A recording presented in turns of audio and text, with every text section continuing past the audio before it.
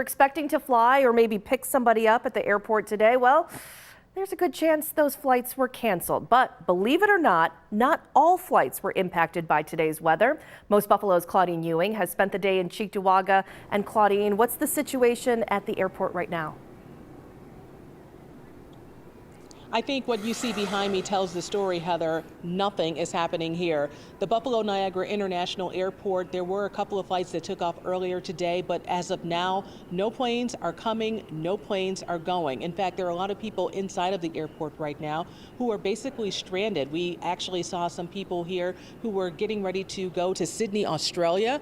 That plane not going anywhere. As a result, they rented a car and they drove to Elmira, New York, because they are expected to take a plane to go to Sydney, Australia at 6 o'clock this evening. That is the situation here. In fact, if you look behind me, you can see an airport hasn't been this bare in a long time, although I'm told that earlier last week, when people were coming in for the Bills game, this was a situation then when we had that snowstorm. But I want you to hear from an airport official here at the Buffalo Niagara International Airport about what you need to do if you plan on flying out or if you are expecting someone to come in. I would encourage passengers to check with their airline constantly because there has been a lot of cancellations that have been an hour or two before departure. So please check with your airline before you come out to the airport.